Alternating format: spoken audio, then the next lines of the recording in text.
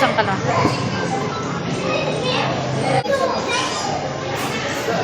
So, bale, ito yung topic namin last meeting nung 28, nung Friday. Bale, ang umattend is ako and si John. Nag-time in kami ng 8:58.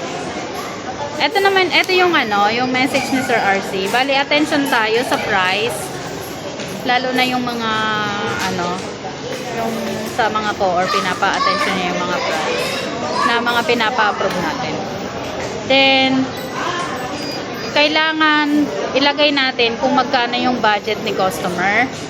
Kung magkano yung pinaka-budget niya, ilalagay dapat natin dun sa BIF.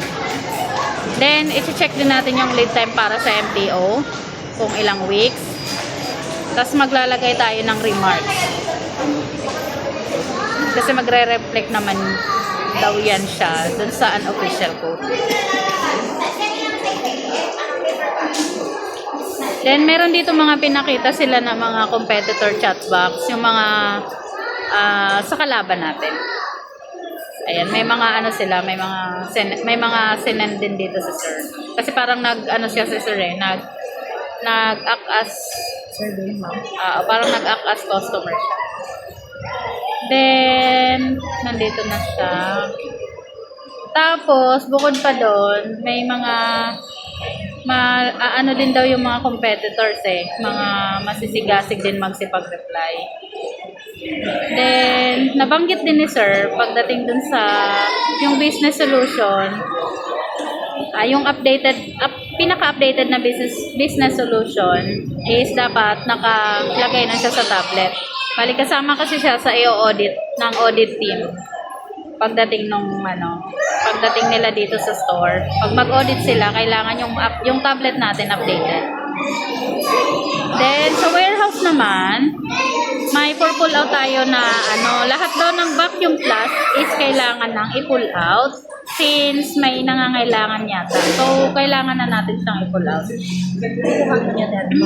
Yes po. Then, sa stock concern,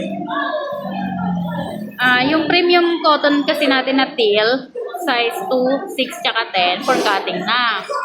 Then, sa premium cotton na red naman, meron tayong 2, 6, 8, 10, tsaka 12 for cutting din.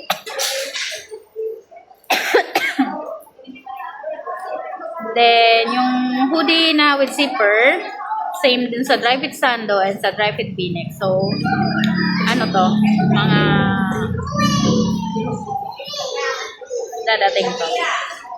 Then, sa slow-moving inventory naman, meron tayong CBC Ladies, Slim Fit na dry fit to, V-neck, Supreme Quality, then SP Organic. So, tulungan natin silang makabenta nito. Feeling ko ito na lang din yung next na ipopromo natin, yung CBC Ladies. Kuha tayo ng kulay na pwedeng mabenta natin dito sa store. Then, sa recommended promo naman natin, naglagay naman ako dito ng Christmas Kid shirt at 99.